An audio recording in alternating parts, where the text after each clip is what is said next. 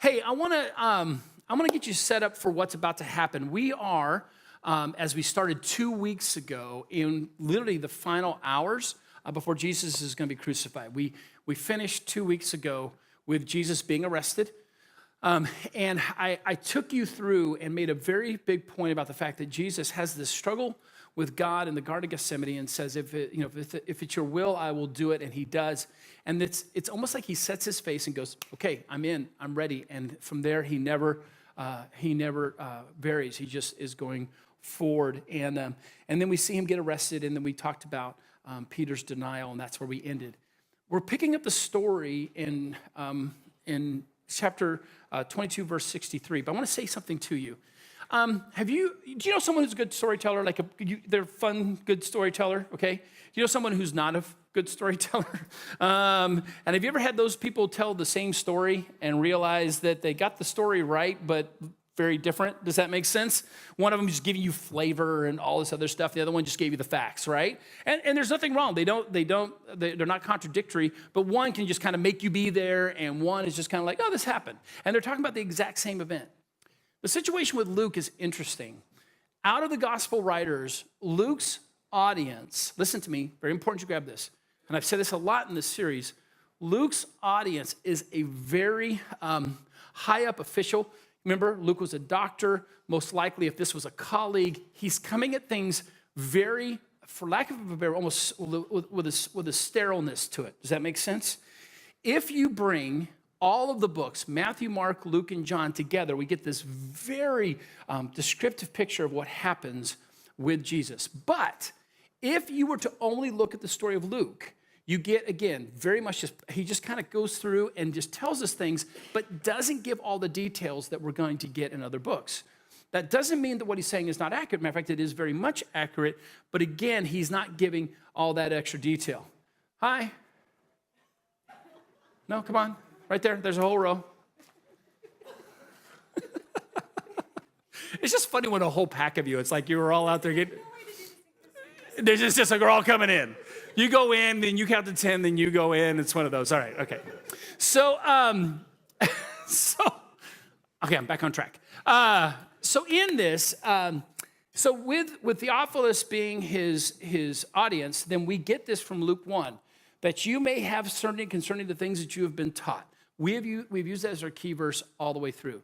I just need you to know that if you just look at Luke, you're going to get the facts and they're going to be poignant. But again, you are not getting all the things. An example will be is that one of the other gospels will say this is the time in which Jesus' beard is pulled out. Does it make sense? I mean, they pull out his...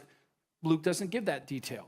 He's not going to give certain things. He's just going to say, for example, they beat him. And that phrase is enough for him because his point is not to get in all the details, but to get into the bigger issue that's taking place. Does that make sense? So I just want you to know that as we talk about it, you're like, wait a minute, but didn't this happen to Jesus and didn't this happen to Jesus?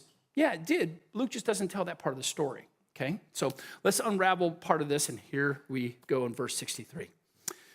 Now, the men who were holding Jesus in custody were mocking him and they beat him. And that pretty much gives you the story. They mocked him and they beat him. Now, I want to say this to you as we start off. Remember I told you 2 weeks ago that this is the Paul Blarts of the world here. And the reason why I say that is that this is the temple guard. They had no authority in Rome. Okay, these guys' only authority was on temple grounds, okay? They have grabbed Jesus and they have taken him to a guy named Caiaphas' house.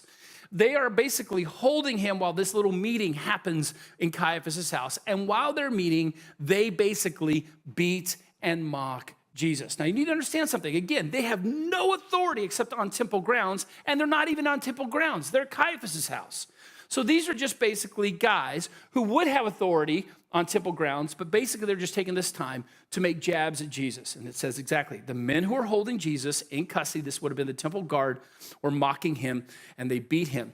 And they also blindfolded him and kept asking him, prophesy, who is it that struck you? So they would put a blindfold over his eyes, punch him in the face and say, okay, which one of us hit you?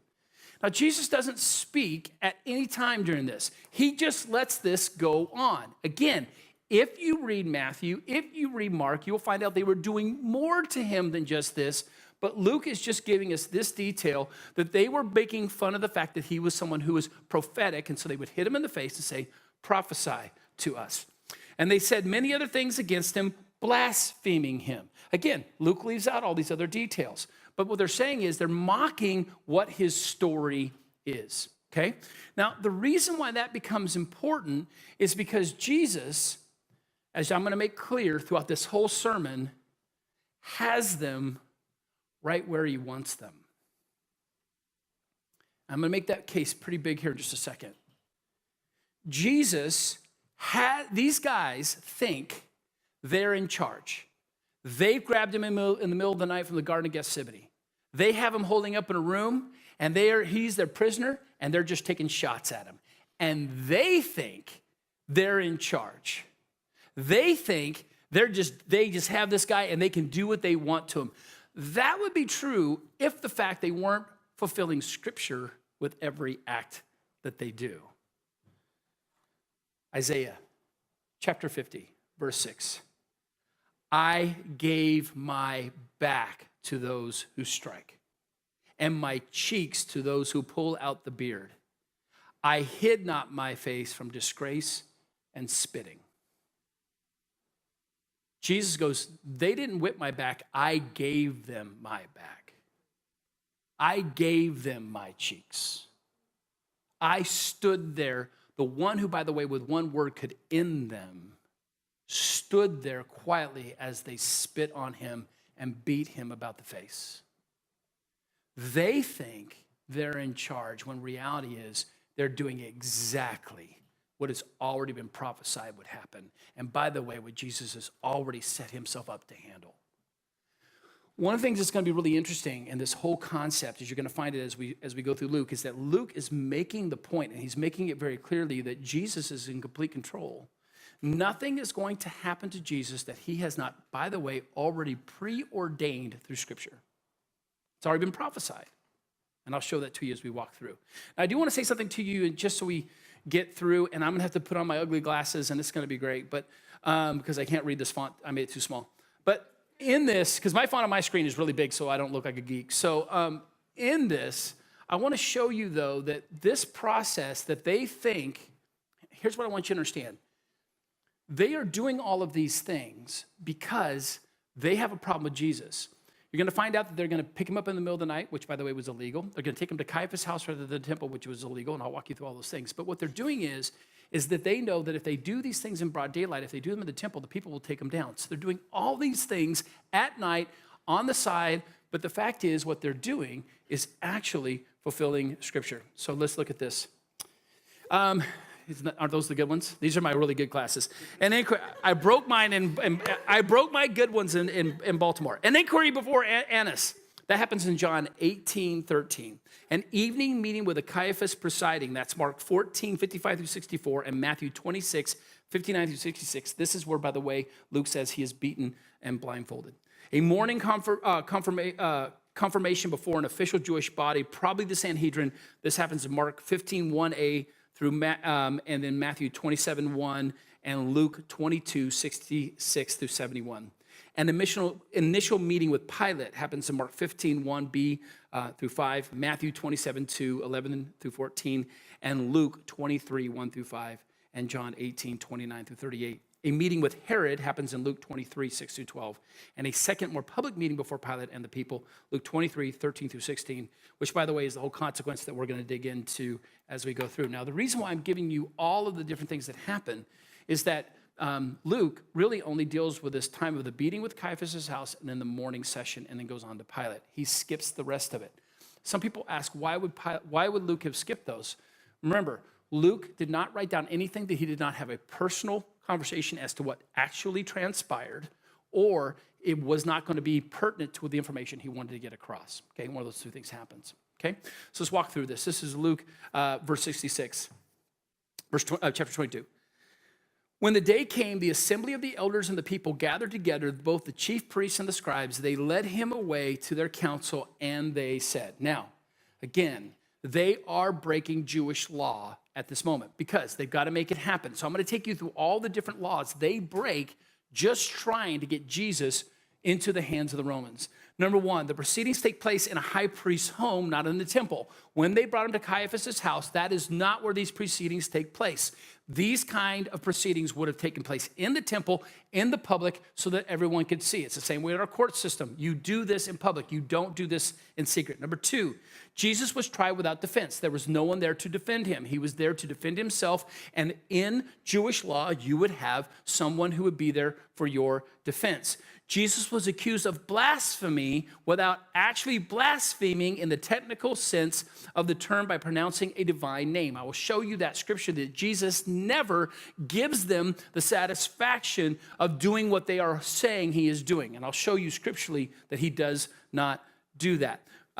The verdict came in the space of one day. Jewish law says it takes 2 days for deliberation. In one day, they make the sentence, they make the decision, they take him to Pilate. That was against Jewish law. Jesus was tried on a feast day. Remember, the night before, they just had Passover. You never do these things on feast days. You know what I'm saying? Because the focus is on the feast, on the focus of God. What are they doing? They're taking something that's meant to focus on God, and they're having this trial. You would never do these things on a feast day. Contradictory testimony nullifies evidence. If someone brings up evidence and yet someone else can say, no, that didn't happen, it nullifies the evidence in Jewish law. It happens over and over again. People were coming up saying, this is not accurate. You have false testimony against him. And finally, a pronouncement of guilt by the high priest is contrary to tradition. If someone was guilty, they would have the lowest person be able to say, we know by law, the lowest person in law could say, it is clear this person is wrong. It never got to the high priest status. So to have Caiaphas do this was outside of Jewish custom. So they bring him into this assembly, and here's what's happening. Just so you know, we again are having Passover. Now, Passover is their big thing. Passover is huge. Passover is the equivalent of our Thanksgiving or our Christmas. What does your family do on Christmas morning, just as a rule? As a rule, Christmas morning?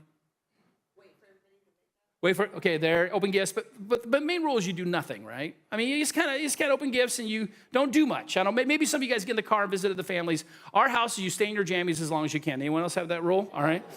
So after Passover, you need to understand most of Jerusalem is really quiet. Everyone's laying low. They had a feast into the night. Everyone's kind of hanging out. They push this agenda that very next morning. Why? Their hope is to get him to where they need to be, accuse him, get him to Pilate before the people find out. That's their goal. They're pushing this through. They are making this happen. And so they get the council together. Let's get together. We got to do this. And again, they're breaking rule after rule to make this happen. Verse 67, if you are the Christ, tell us. But he said to them, if I tell you, you will not believe.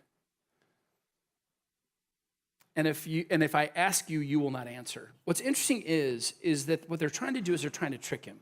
They're going to keep trying to trap him in his words. I love the fact that at no time does he ever fall for their trap, but he plays with them the whole time. And so what he's saying to them, he goes, look, tell us if you're the Christ. He goes, well, say it again. But if I tell you, you will not believe. And by the way, and if I ask you, you're not going to answer, because if you answer me, you're going to be in trouble. So he's even saying, by this answer, what he's saying is this whole thing is set up to be broken. It's broken. There's no way for this to be fair. There's no way for this to be right. And what he's saying to them is you are doing this and breaking the law as you do it.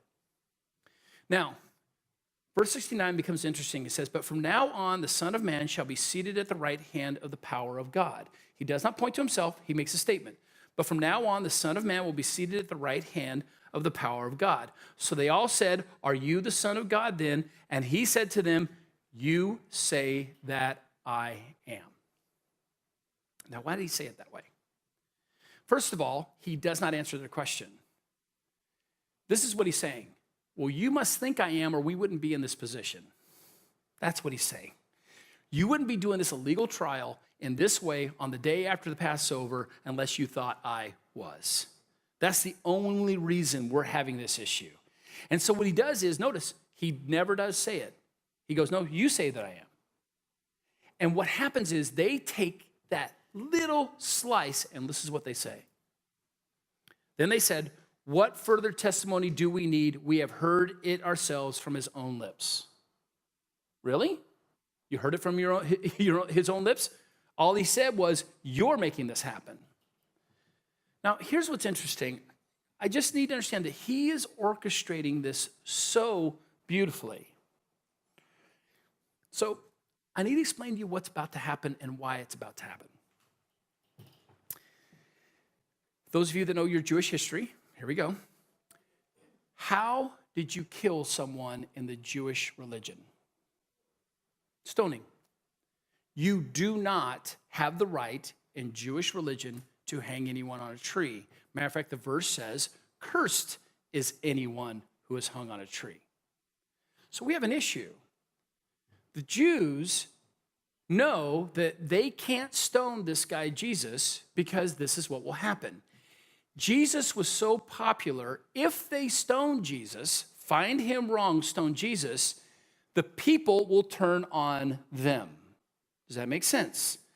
They've got to find a scapegoat. Who's the best scapegoat? Rome, right? Because if Rome kills him, wasn't us who killed him, Rome killed him. Does that make sense? So what they're trying to do is this, is that they don't realize that they're going, wait a minute, we can't kill him because Rome will come down on us, but if we can get Rome to kill him, we'll be in the blue and we get rid of our problem. But what they don't realize is that Jesus has already said, curse is the one who hangs on the tree. They're moving exactly where Jesus needs to be. When the snakes killed the people in the wilderness, they took a snake and they wrapped it around a pole, right? Which, by the way, that's a symbol for medicine. You'll see it on the side of ambulances and different things. And the phrase is this: when you hold it up, right, and you put it up between heaven and earth, and everyone who looks upon the serpent will be saved, right, or healed, right?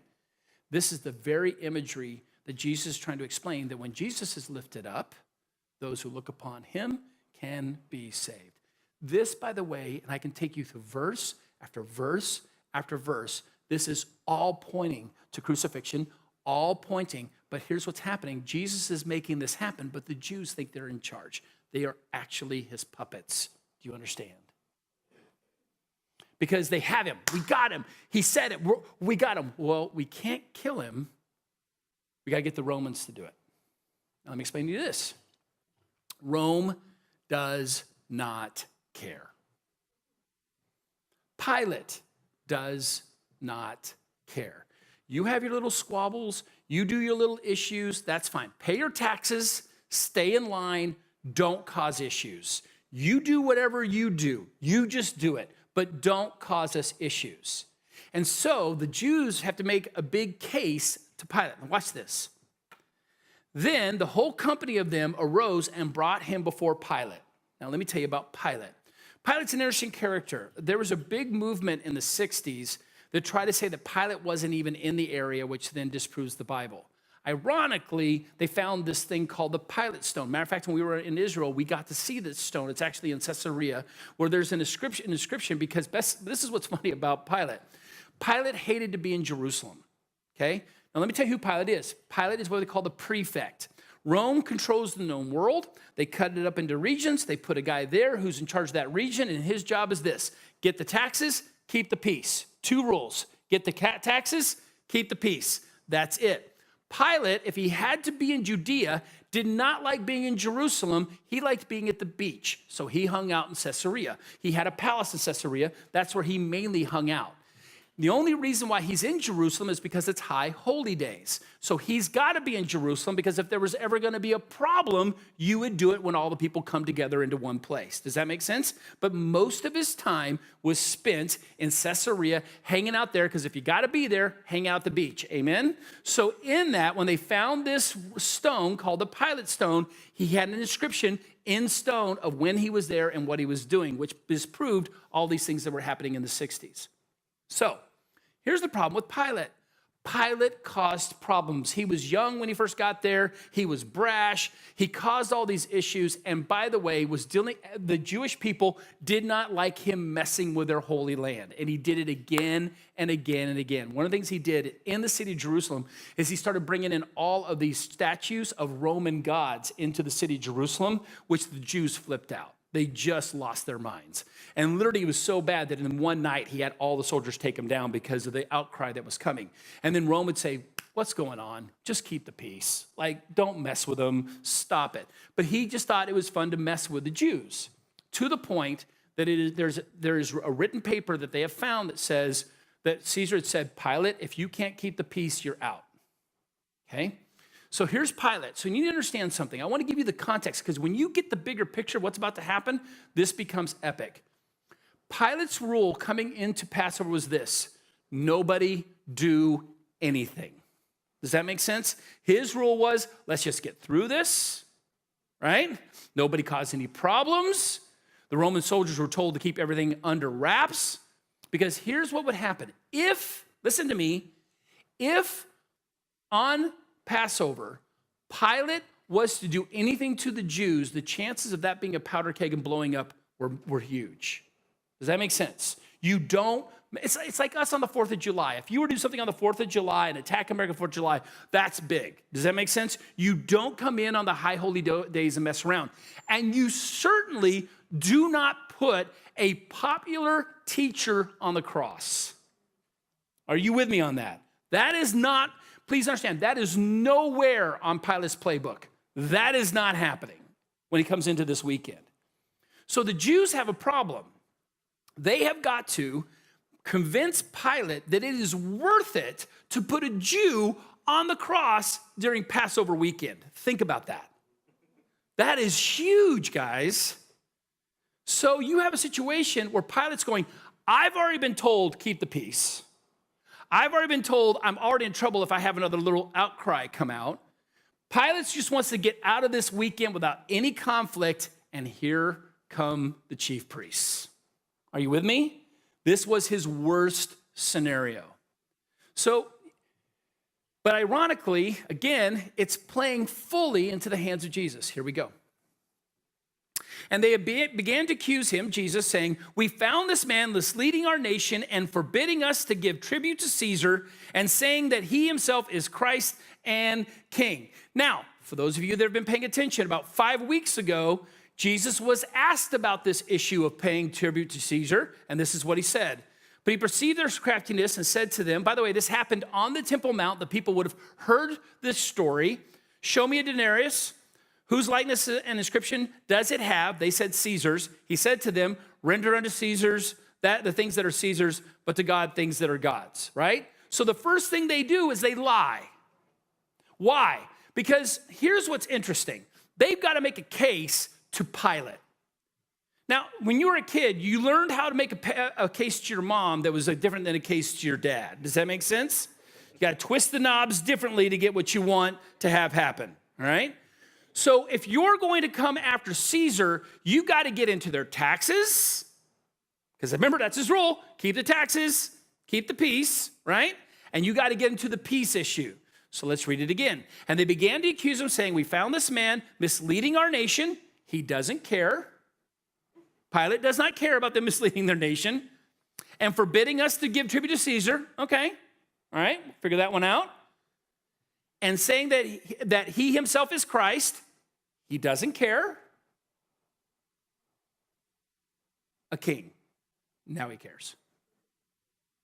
Because a king causes conflict. King rises up, is going to be in conflict with Rome. Does that make sense? So they're trying to push all the buttons. Hey, he doesn't want us to pay tribute. Hey, he's calling himself the Christ. So, a king. Oh, now we're there. Because, notice the next question. And Pilate asked him, are you the king of the Jews? And he answered him, you have said so. Something must be happening because I'm standing before you, basically, is the issue, right? But he doesn't, remember, he will not play into their hand. He will not, do this because, again, he's staying silent. Why? Because his silence, listen to me, is getting him to the cross. Listen to me. His silence is getting him to the cross. I do want to share with you one exchange between Jesus and Pilate that John picks up on. And the same question, Pilate asks him, are you the king of the Jews? Jesus answered, my kingdom is not of this world. If my kingdom were of this world, my servants would have been fighting that I might not be delivered over to the Jews. But my kingdom is not from the world. So let me tell you what is about to happen. They come up, hey, taxes, da-da. He calls himself king. He's causing all these issues. He meets with Jesus. And by the way, Luke does not give us all these different meetings with Jesus. He just doesn't. John gives us some. Matthew gives us some. Luke doesn't. But let me just tell you one thing that's important that you need to know. Pilate knows this doesn't smell right. Does that make sense? Have you ever had someone who comes to you and you're like, this isn't passing the smell test? You know what I'm saying? Something stinks about this. You've been around people who are like, I'm not getting the whole story, or this isn't, and so think about this. I want you just to take a step back. If you're Pilate, wait a minute. The Jews want me to crucify one of their own on Passover weekend? This doesn't, I don't smell right. Does that make sense? Never would you want that to happen.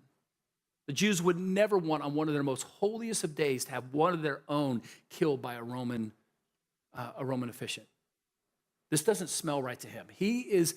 All of his senses are up going, this doesn't ring true. Something's not right about this. They are way, way too wanting this to happen. And so he does. He speaks with Jesus. And Jesus goes like, my kingdom's not of this world. What he's saying is, I'm no threat to you. And by the way, that's true. After Jesus rises from the dead, does he do anything with Rome? No. He lets Rome crumble from the inside out. He never deals with Rome. Because his kingdom is not of this world.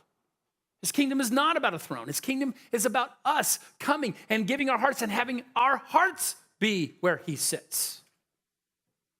So Pilate is going, no. There's nothing he's saying that deserves me putting him on the cross. This doesn't pass. This is no good. And he's going, wait a minute, this is just not right. I am not getting trapped in this. Then Pilate said to the chief priests and the crowds, I find no guilt in this man. Doesn't ring true. I don't care what he said. He's causing you problems. He's a thorn in your side, but he is no problem for Rome. He is not an issue for Rome. He has talked with him. There's no issue here. And but they're just like, you got to do it. He's all this. He's a bad guy. You got to take him down. And Pilate is just going, no. I am not listen to me, my job, my position on the line for a carpenter from Galilee. There's the key. Here we go. When Pilate Pilate said, I'll find no guilt in this man. When Pilate heard this, he asked whether the man was from Galilee. Oop, we skipped over a passage. Where did 5 go? I deleted 5. There it is. Oh, there we go. Verse 5 says this. But they were urgent, saying, he stirs up the people, teaching throughout all Judea, from Galilee even to this place. So what's happening is they're like, look, he's caused all these problems all the way from Galilee all the way to here. And then all of a sudden Pilate goes, ha, Galilee, there's my out. Watch.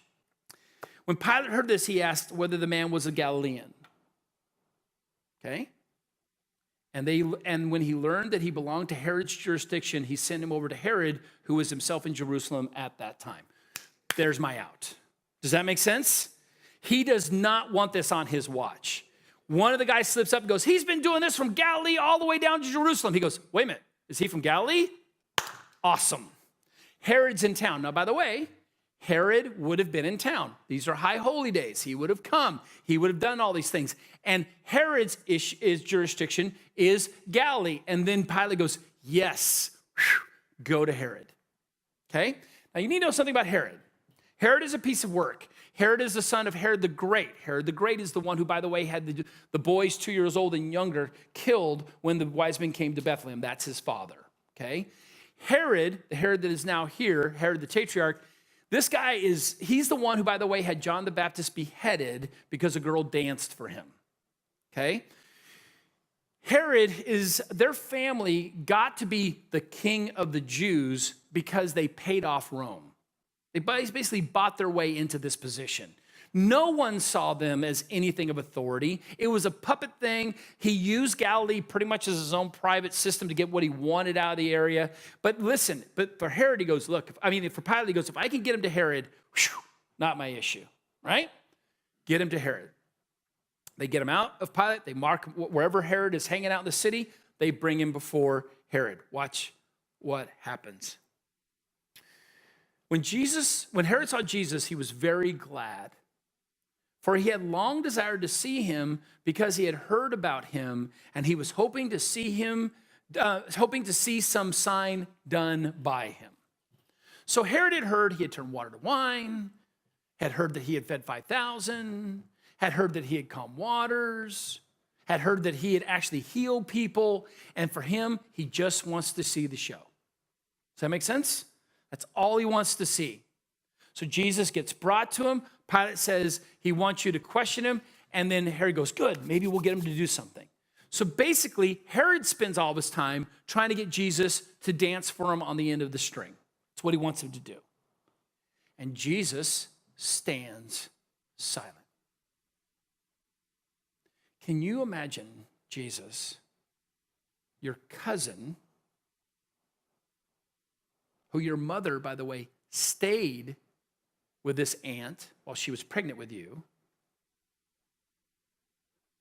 This cousin was beheaded by this guy. This guy is a puppet guy. He has no right to anything to be even considered to be. Jesus should have no reason to be in this guy's presence. If there's any time in which I want Jesus to kind of Superman up and just take someone out, it's right now. And he stands silent. So they questioned him at some length, but he made no answer. Because his silence gets him to the cross. His silence gets him to the cross.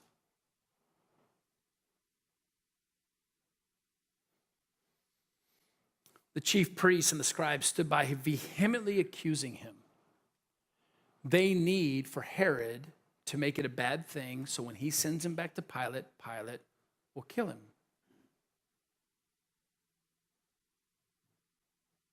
And Herod and his soldiers treated him with contempt and mocked him. Then arraying him in splendid clothing, they sent him back to Pilate. So here's what you need to know. Remember, Luke doesn't give us these details. By this time, his beard has been pulled out of his face. He's been beaten about the head. We know that he was blindfolded and struck in the face from the book of Luke alone, but Matthew and Mark and John give us other details as to his beating. By the time he gets to Herod, his face is a bloody, swollen mess. Herod does more things to Jesus, but when Jesus will not play his game, Herod goes, I got an idea. I'm the king of the Jews, and it'll be funny if I dress him in royal clothes and send him back to Pilate. Because the mockery is, does this look like a king to you? He's all beaten up, bloody. Does this look like a king to you? So they take off his outer garments. They leave on him, by the way, the clothing that will be gambled for at the foot of the cross, which is this thing underneath him. But over his rabbinical clothes, those are taken off, they put on these royal robes. And they send him back. And he sends him back to Pilate. And when Pilate sees this crowd coming back, Pilate's like, oh, are you kidding me? But, watch this. And Herod and Pilate became friends with each other that very day. For before this day, they had been at enmity with each other. Herod was kind of a pain in the butt to Pilate. He's another monarch in the area, caused grief, caused issue, someone he had to deal with. But here's what's interesting. There are people that are so broken that they enjoy the pain of other people. Do you understand what I mean by that? They enjoy the pain of other people. When Jesus comes walking in, face beaten, wearing royal robes, Pilate goes, that's funny. That's funny. Oh, that guy's, I like that Herod. I like his style.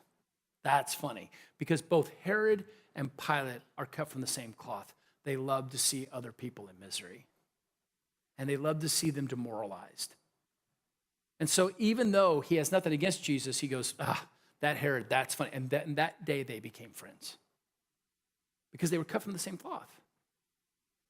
And Jesus comes before Pilate again. Verse 13, Pilate then called together the chief priests and all the rulers and the people. Now, interesting enough, he knows that there's no reason for Jesus to be crucified. Now watch his argument. This becomes powerful. And he said to them, "You brought me this man as one who was misleading the people. And after examining him before you, behold, I did not find this man guilty of any of your charges against him." Watch. Neither did Herod. Now, as a Roman official, whatever's happening in the Jewish world, that's not his issue. Whatever's, he's calling himself the Messiah, he's doing this stuff. Okay, that's not my issue. I don't care. I sent him to Herod. If anyone is supposed to know your Jewish law, it should be Herod. And by the way, Herod just sent him back. You have no leg to stand on. That's the argument that literally Pilate is making. Listen, a pagan ruler of Rome who cares very little about what's going on sees that we have, listen to me, a Messiah who did nothing worth being killed for. And you need to know that this Jesus who came to this earth and lived a righteous life to the very end, and by the way, will not play their game and will not do the things that they're wanting him to do, there's no reason. Please, he is going to die on the cross, but it's not because he did anything to deserve it. It is because of immoral men that are going to make this leap that, by the way, should not have been here. And Herod can't find anything wrong with him. And Pilate can't find anything wrong with him. And he's looking at these chief priests and going, listen, there's no reason why this man should lose his life. Watch this. I will therefore punish and release him. Now we're going to end on this verse today, mainly because I want you to come back next week. Okay? But here's the other thing. He should have never been punished either. There's no reason for him to be punished. So he says, Pilate, after all of this nonsense, them coming in early in the morning, meeting with him, saying, hey, listen, he calls himself a king. Okay, but I can't find anything with him. Send him to Herod. Herod is like, no, I can't. Send him back. Pilate's going, there's nothing. But he thinks this. But I got to, listen, this crowd is getting crazy. And listen to me, this crowd getting crazy, he knows that if he does not stop this problem, he can have an issue in Jerusalem. Here's his solution. I'll punish him. Okay.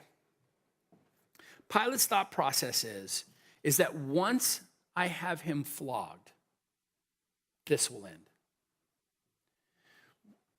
Let me just say this. There's no babies in the room. This is what he says. If I beat the hell out of him, this will end. Let me explain to you flogging. We understand someone who has been whipped by a bullwhip. That's in our culture. Flogging was an incredibly horrific thing that was done in the culture of the day. Flogging by itself was an absolute form of torture. So what you have is that a person is mainly stripped naked. He is bound by feet and hands.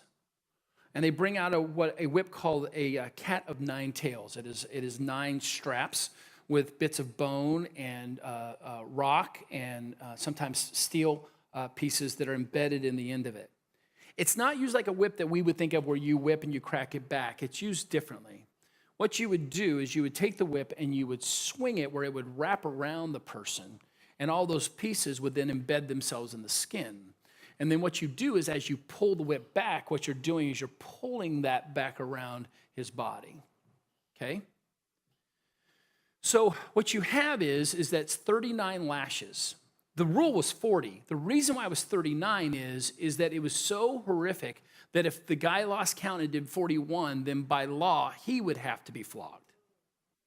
So what they did was they did 39, so in case they lost count, they had a freebie. Does that make sense? They have taken cadavers who, by the way, gave themselves over for this purpose, who were whipped with a cat of nine tails.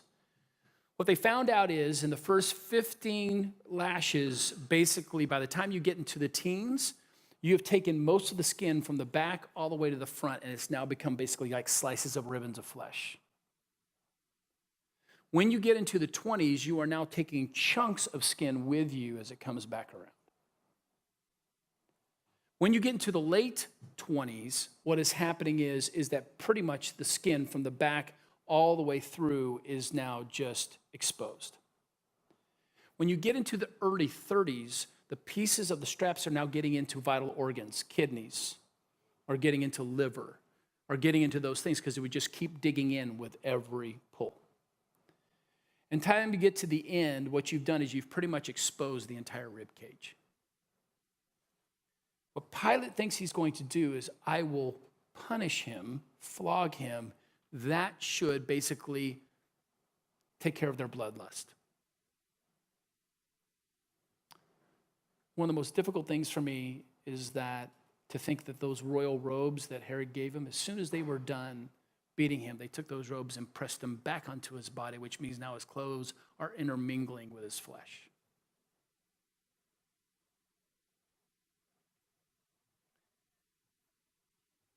Listen to me.